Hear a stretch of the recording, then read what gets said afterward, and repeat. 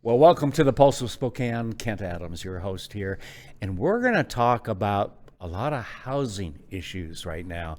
Perhaps you've noticed, if you haven't personally, you know of somebody who either sold a house for big money or bought a house for big money. It's tight out there. And we'll talk about some of the reasons for that right after this. To help you be safe, Washington state law requires you to call 811 2 full business days before you plan, for example, to dig, drill, plow, pull from, or pound anything into the ground. Be prepared to provide the operator with the correct address, cross street, and the description of your work. You must mark the dig area with white paint. The operator will inform you of the utilities notified of your impending excavation. Wait for all their marks. Be safe and dig with care. Well, welcome back. And Darin Watkins, Darin with an 1R. Yes, sir. Yes, sir. You were just telling me as during the commercial break that you've worked for all the stations in town now, right? I did. Yeah. At one point or the other. One point or the other. Sure. When you were a kid? Well, yeah, I was 9, right? No, I actually have worked at all 4 stations. It's just I've been fortunate that way. And you were down at the Murrow, I'm not going to say it right. Murrow School of Communication. School of Communications. Yes, sir. For a while and so forth. So I was the spokesperson for Washington State University under Dr. Elson Floyd. Okay. Yes. And A bit of a coug, you might say. yeah. Well, you've been around for a while then. Sorry about that. Yeah, that makes me sound like Methuselah, but all right. No, I don't. I was going to put you that far back, but anyway.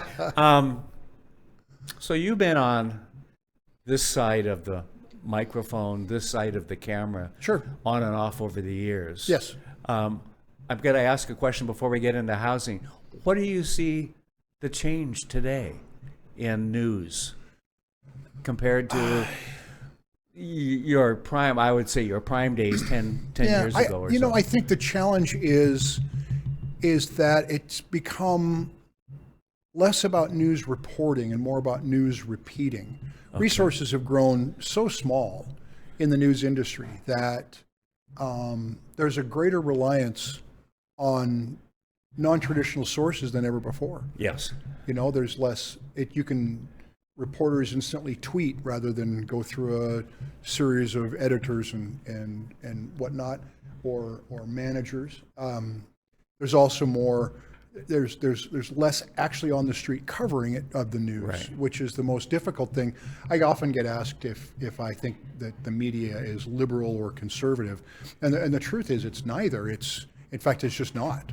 The number of reporters on the ground doing the work that we have long expected them to do is just radically diminished. Yeah.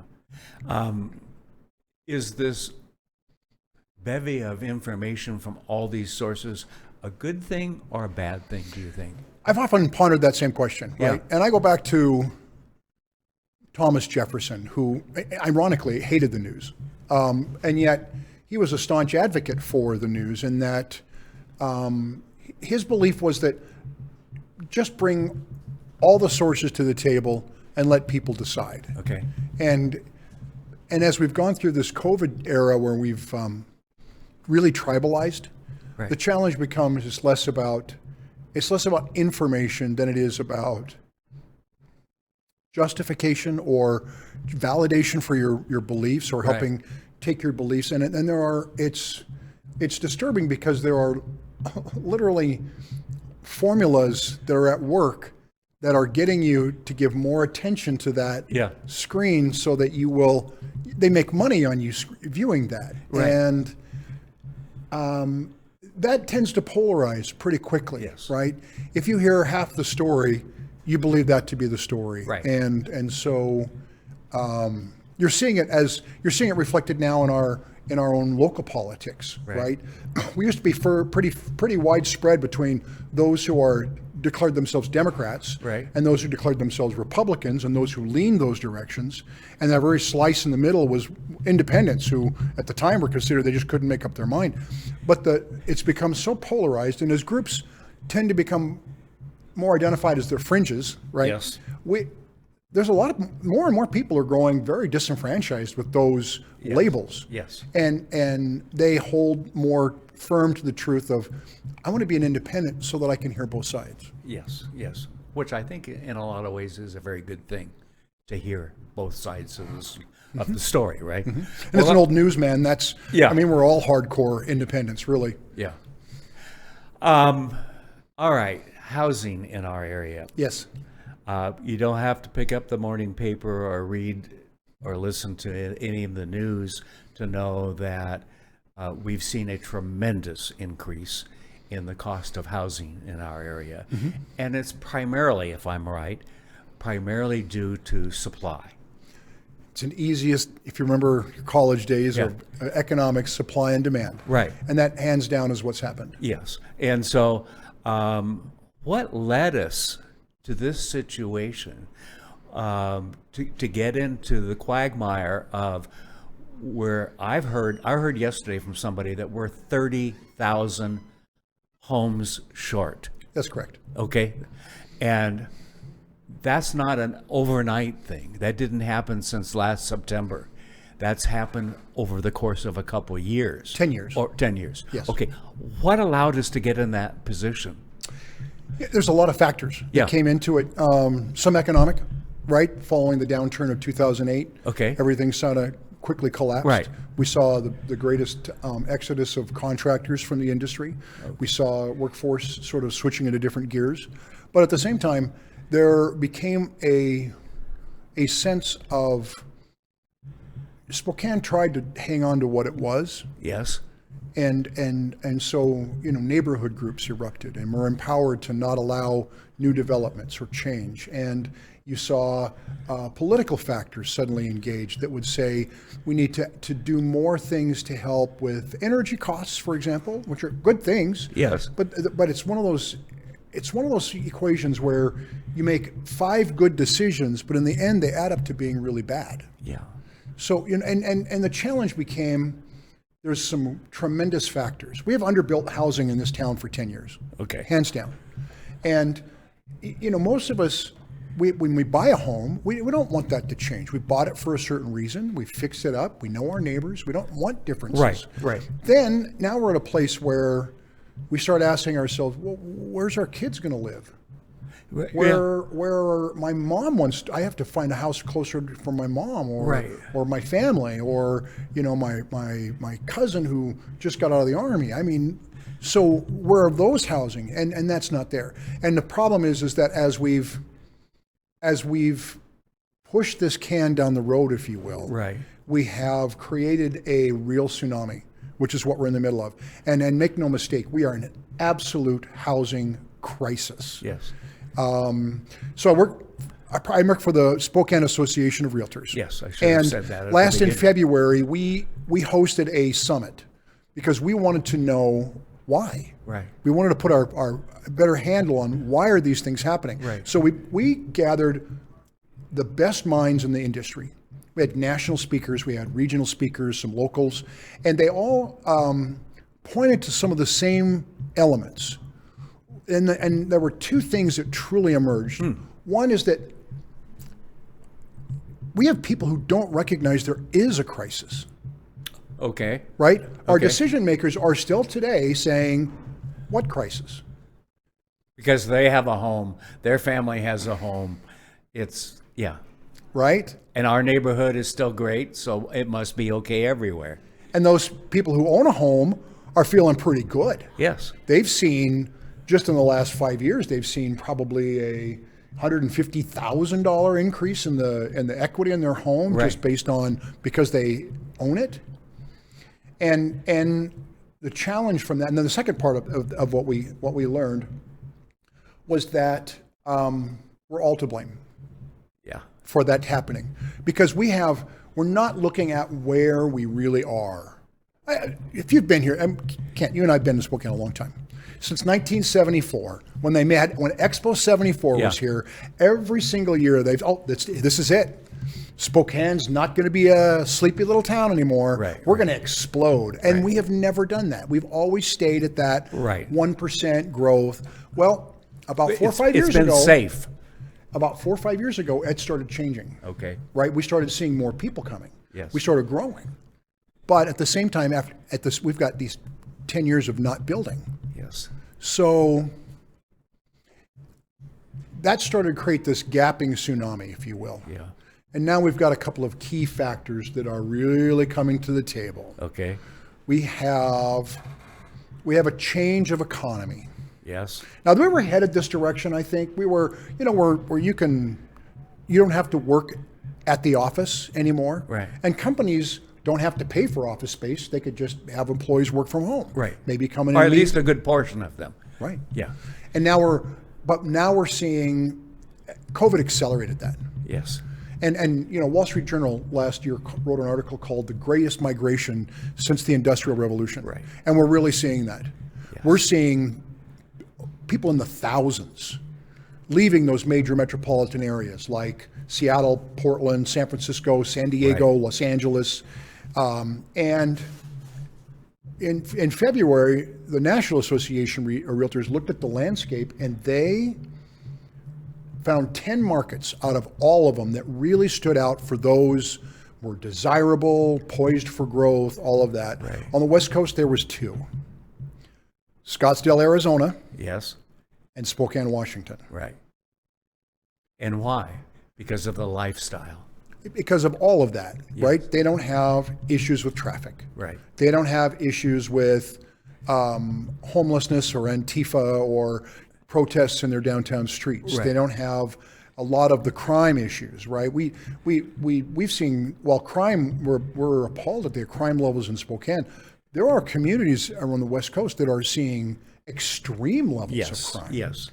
And if you're in a job where I'm saying, Kent, you can live anywhere you want Oh, why not? with your same salary, I can take that Seattle salary or that San Diego salary, and I can come to Spokane. Yes. And now, and historically, Spokane has been one of the most affordable cities in the country. Right. Right. Case in point, starting about 2010, there was a fun study that was done called the Carpenter's Index. Okay. They asked, what does a carpenter make, Yes. and how much house can they buy? Right. From 2000 till 2017, we were the number 1 city, hands down, number 1 city in the country, most affordable. Wow. Today we're 48th and falling like a rock. Because we've seen these prices, and let me put this in context for you. I know this is too many numbers, but we've seen a 94% reduction in available inventory in the last 10 years. Wow. 94%. At the same time, showings have gone up about 50%. Yes. People wanting to look at homes and buy homes. Right. Right? So now think about that. It's total supply and demand. Yes. You've got more buyers, not Total enough demand, sellers. no supply. Right. Yeah. And at the same time, so we looked at our marketplace to say, well, okay, what's going on with renters? Why aren't renters buying more homes? Right. And we found that half of them are trying. All Half right. of renters in Spokane are trying to buy a house. Oh, okay. There's nothing there. Yes. And now they can't save enough money to catch up to this. We're at 29% increase in home values from year to year. 29% in 1 year. So that my fear Yes. is that we're escalating at an increasing rate. Right. So that means that house that cost $179,000 just 5 years ago, Yep. take a shot at what it costs today. 300. Median home price as of today during this taping is $375,000. Yeah. Yeah. For those of us that have held on to our house for a while, we love that. Yes. However, some of us are aging, and our next move will not be to a 2-story house. And where do we next go to buy that condo Right. or the next place that's on one level Right. and so forth? And the choices are next to nil or terribly expensive. How many new condos have we built in Spokane since 2008? I don't think very Almost many. zero. And Yeah. the reason why is because of The rules. we passed these rules in Seattle because of some badly built condos that were causing mold issues. Okay. So we passed statewide laws Right. that put such an excessive burden on building a condo that for builders in Spokane, they just stopped. Well, you bring up a good point because it's more than that. It's you start looking at the cost of building today. I remember at our other studio, In fact, I think you might have even been there that day. One of the well-known builders in town, I was asking how things are going, and they're fine. We're meeting our obligations and so forth. But Kent, on the one we bid for and signed a contract for 6 months ago, my wood costs alone, and this is 6 months ago, so things have gotten worse, have gone up 15,000. Basically, taking over his profit. Okay, and you start looking at some of the other things on the horizon in terms of no new gas hookups and so forth. For this righteous rule of it's better to have electricity than gas for some reason, rather than the supply and demand, the marketplace out there. And it's costing home buyers even more. And so you've got the government officials locally and statewide who are adding to the costs of building. It's true. Our concern is this, is that we are rapidly creating a two-tier system Yes, in our city. I think it is. you're right. I sat in this, when I sat in that summit, and I'm listening to them talk about renters and how many are now cost burdened, and how many and how the percentages of homeowners continue to fall in Spokane. The real construction we've had in this city, 3 out of 4 building permits are going for apartments. So, I was struck by this because right about the time of Christmas, I watched It's a Wonderful Life, and I couldn't help but think, is that what we're doing in Spokane? Are we building Pottersville, where everybody's renting, everybody's beholding, they don't have the opportunity to be ahead and do those kinds of things that homeownership and isn't provides? that the American dream? So you think about this, where the United States on an average, homeownership continues to rise. We're about 67% nationwide. Okay. So about 2 out of every 3 people own a home. Not in Spokane. We're falling. Really? And today we're about 54%. The new census is going to come out and probably have a different number, but that's where we're at today. Wow. So you think about that. That means half of us own and half don't. But what does that mean? For the half who own, what does your housing costs do if you own your home?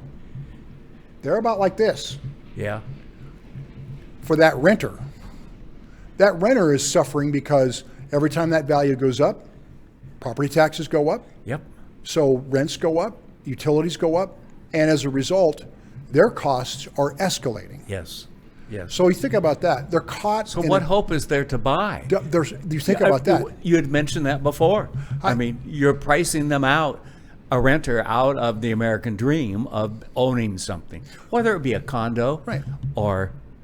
Renters, by their very nature, are supposed to be temporary, right? Yeah. It's a temporary housing situation so that you can either save enough to move on to a different thing. Right. And we all did that as young people, didn't we? we tried. Yeah. Right. And that's what we did. And Yeah. and I think that you ask anybody who's owned a home will say it was the greatest thing they ever did. Yeah. It provided, it's the number one source of equity right now for starting a new business. Right. It's the number one source of extra money to send your kids to college. Right. It's so you think about that. Right. And this is where we have the biggest challenge in our community, is that there is a serious equity issue. Yeah. If you look at people of color versus people who are white in our community, they are dramatically underrepresented Yeah. in the housing market. Right. Minorities. About 44% Yeah. of that, and of that are and African Americans as a subset, less than 1 in 4 own a home. Yeah.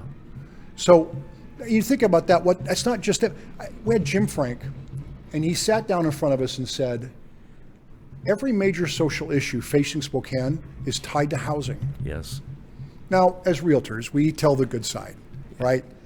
Owning a home is about sense of community and safety, but we don't talk about the other side of that. What's the absence of that? Right. And the absence of that is more divorce, more children learning issues, health issues, More continuing poverty. right? all of Health and safety. Yeah. And the average homeowner in America today is worth $350,000. Yeah. What the average renter's worth? About $8,000. Is that fair? Not when they don't have the opportunity to buy. That is the perfect word. That's the key, isn't it? Is the opportunity. I mean, and I know people, and you probably do too, that for their business, at least in the last 10 or 20 years, move around a lot, and it's never made sense to buy. So they rent, and I get that. But for the average person with a family, you want to have that white picket fence and a backyard. Right. And so the biggest challenge is we have to rethink what that house looks like. Yeah. Other markets have embraced different housing types, right? More cottage homes, townhomes, condominiums. Those are different styles of housing that has never really been available in Spokane. I was going to say, are we starting to get acceptance for that, or is that still an uphill? No. Okay. Here's a great example in our community. So back in 2006, the developer named Jim Frank broke the rules. He went out and asked the city, in order for me to make this piece of property work, I'd like for you to let me break the rules. I'd like to do variable housing types. I'd like to do mixed retail. Right. I promise to make it walkable. I'll do open spaces and add parks. Right. And today we have what's called Kendall Yards. Yes. And by any stretch of the imagination, that is a successful community. Absolutely. Those rules have been abolished. Really? You can't build Kendall Yards today. And in the zoning that we have in Spokane, you can't build that in 90% of Spokane. Why? Because of local rules or state? Local rules. Local, okay. At what level? City, county? These are city and county issues. Okay. But primarily the city. Wow. We'd like to change that. Yeah. The city's had a campaign called Centers and Corridors in an effort to try to contain growth. And we have a lot of challenges with how that was designed, but that's the law of the land. Okay. The problem is, do you know how many large developments have been built in 25 years using centers and corridors? Not a one. That's not good. So at the very least, let's look at, because of the state rules regarding growth management, we can't build out. Okay. So you've got to build in. Right. So let's come up with, let's do more of that. Let's invest more in building those variable housing types, right? Let's make it mixed use. Let's offer it to another swath of people. Right. Let's make opportunities, as you said, for more people, our own kids and our own families that are right here in our communities. Yes. Okay, so moving in that direction to get those changes, do we have, it really comes from the city council then, a lot of it. Yes. And they're fighting that. It has not been an easy. Some of the politicians I spoke about, they don't believe there is a crisis. Really? Correct. Are they just not paying attention, or I don't want to get names because you and I know who some of them are. I don't know that. I think there's just a general consensus that we're seeing some changes as far as people willing to listen. Okay. I think that's the most important step. That's first And step. even the mayor's office is now saying, okay, let's talk about how to make this better. And I'm hopeful. Yeah. But to date, the problem is so bad. Yeah. I'll give you an example. So many people are moving here right now. 1 in 5 homes in the Spokane County area are selling for cash. Yes. Now, who buys a home for cash? Primarily, it's people who sold their house for more money in a bigger market and are now moving here. Right. We're seeing prices get escalated so fast. Yeah. If you were to try to buy a house today, you would see 20 or 30 offers on the same home. Wow. You would see, and now there's called escalator clauses, where somebody wants that house, they say, I will pay you X number of dollars over the asking price. And then it's like a bidding war, right? It's like, oh, wow, how much? Well, I'll make it 30. Oh, 30, I'll make it 80. Yeah. And I hear 30 is a low number these days. When you talk about, we're seeing, anyway, easily $20,000 to $100,000 over asking. Yeah, someone mentioned the other day, I can't remember who it was. They said when someone comes to them as a realtor, they have $350,000 is their budget, and the realtor said, well, then we're going to go out and look at $250,000 homes. Mm-hmm. What? Mm-hmm. Because you're going to have to bid up. If you start at $350,000, you're talking $450,000. And that's the reality. If someone's making 20 or 30 offers, That means as a home buyer, for you to be just the odds, Yeah. you're going to make 20 or 30 offers. Yes. Yes. That is a long and grueling process. Yes, it is. You get vested, and I know we're not supposed to put our hearts into financial transactions, but this is a home. Yes. Yes. So it for is. people who are trying, and those are the people that get hurt the most, those who are trying, and there's nothing there. So let me ask you this. We're going into what I say is one of the most important races and political seasons of any time. And I'm not talking about the presidential, I'm not talking about statewide. I'm talking about municipal races. We often, for things like school board and city councils and so forth, we kind of dismiss that as, well, they must be good people. My neighbor voted for them and all of that. But they're the most impactful They are folks to our local life. to our local life. Yes, and we often forget that. So I'm saying this year it is more crucial than ever to take a hard look at who the candidates are and ask them some tough questions. Ask them about housing. Well, and what questions should they be asking? The question is, how will you solve this problem? Yes. How do you see? What is Specifics, your answer? right? Yes. Yes. Yes. And And beware of maybe government as the answer, meaning government bailouts or programs. It's maybe changing the rules and the laws so that more can be built, but not government money. We've become, I'm afraid, here in town, reliant upon a lot of government money to help the homeless issue, this issue, that issue, that it's kind of like, get out of my way so I can have a free market to work in. well, I do think that the market has hurt certain people, Oh, yes. and that tax dollars are an appropriate use to help move those things along, right? So, for example, if it becomes too burdensome or expensive to build a house for under $300,000, what can governments do? And government does this all the time, right? So, for example, they will do a tax exemption.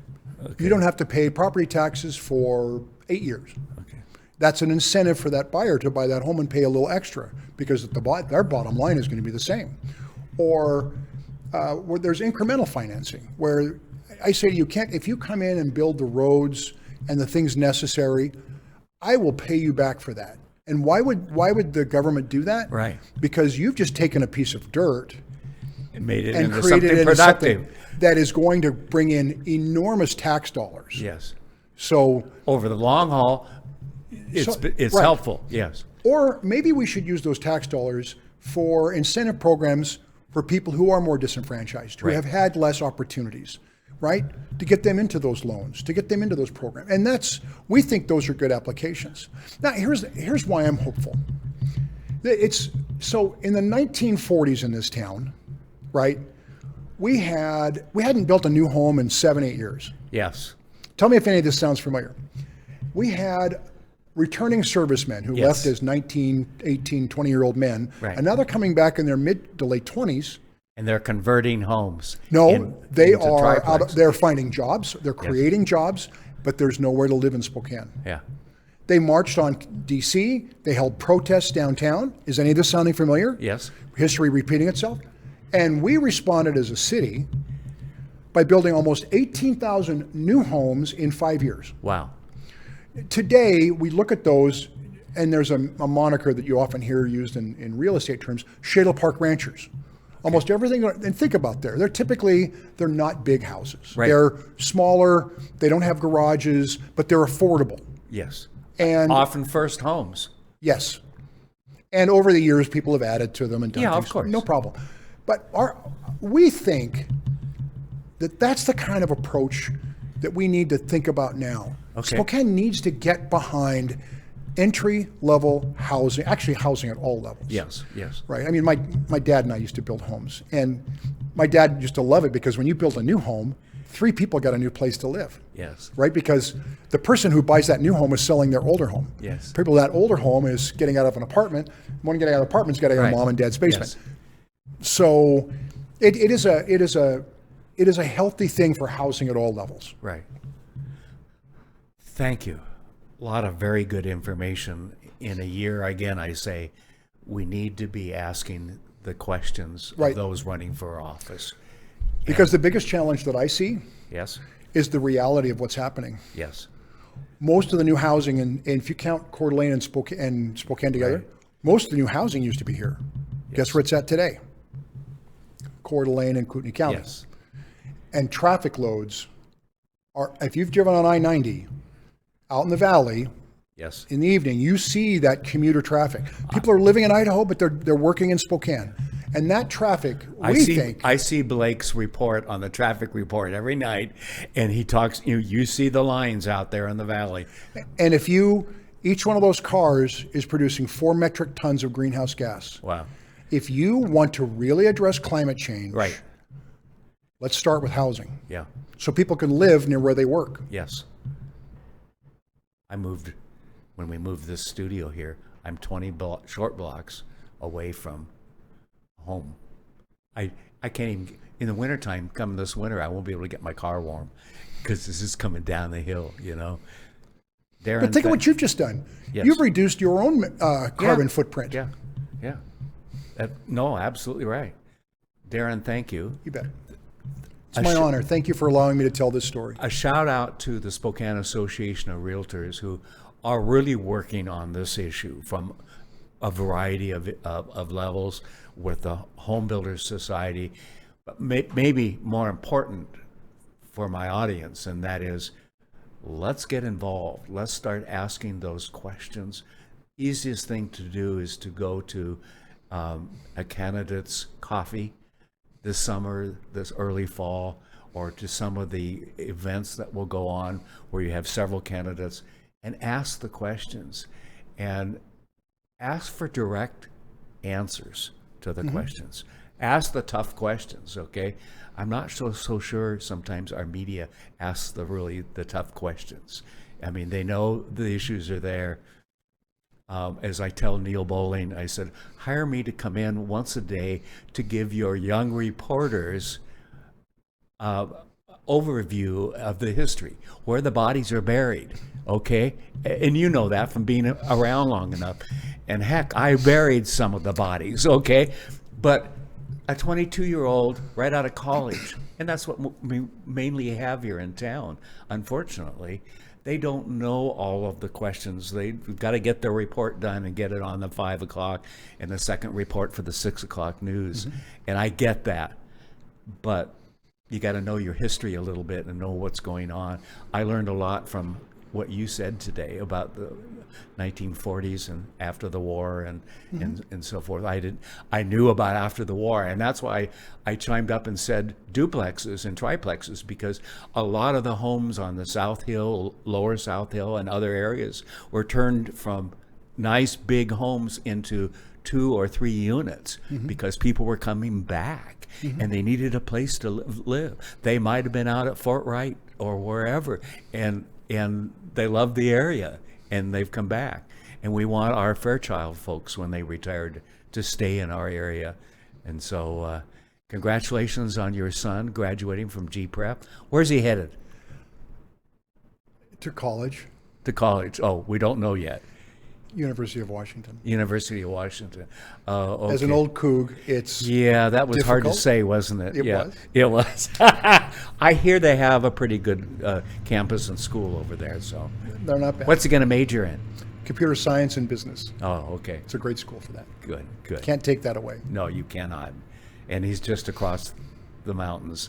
It could be a lot farther away. He just asked if it's okay now to wear purple in the house, which was forbidden for many years, he said. Yeah, but you do certain things for your kids. Okay, we do certain things for our grandkids. Darin, thank you. Again, thanks to the Spokane Association of Realtors. My pleasure. We Thank you, sir. appreciate all you're doing. Thanks for watching The Pulse of Spokane. Have a good day, everybody.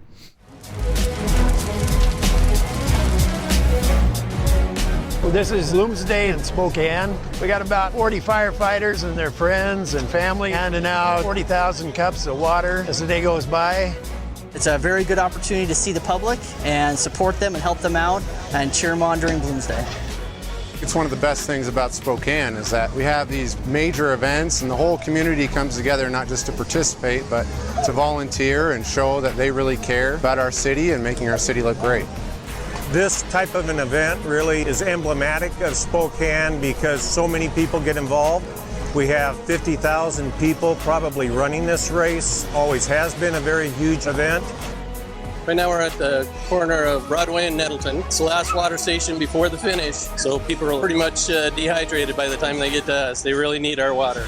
The water stations are a vital part, especially on warm days like today. It's real important that we have the volunteers to help with that. Without the volunteers, Bloomsday wouldn't exist.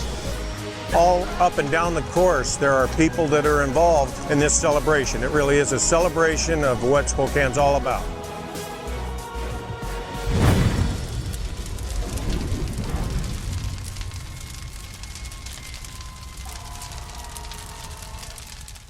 At Wendell, you are respected, you are valued, and we have an experience tailored to fit your lifestyle. I'm Nick.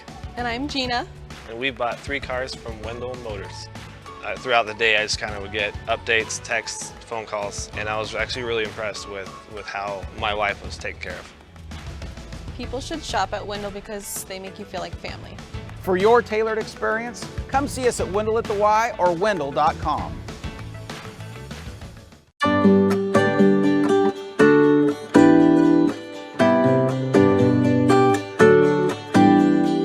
Welcome to Apex Plaza, Spokane's one-stop cannabis destination. Apex Cannabis features thousands of economy, value, and luxury cannabis products. Cannagear features hemp-based CBD products, glass, goods, and gear. Stop by 1325 North Division to experience the Apex difference. This product has intoxicating effects and may be habit-forming. Marijuana can impair concentration, coordination, and judgment. Do not operate a vehicle or machinery under the influence of this drug. There may be health risk associated with the consumption of this product. For use only by adults 21 and older. Keep out of the reach of children. When building a home or considering a major remodel, who are you going to choose? The Spokane Home Builders Association is an organization that works to elevate professionalism in the residential construction industry. We promote, protect, and educate for our community, building our community one home at a time. We are the Spokane Home Builders Association. Thanks for watching. Ask the host a question, recommend a guest, or check out any of our other programs on Facebook, YouTube, Twitter, Apple Podcasts, Spotify, or SpokaneTalksMedia.com. Sponsored by Local 29 Firefighters Union, Well Dressed Walrus, and Homes for You.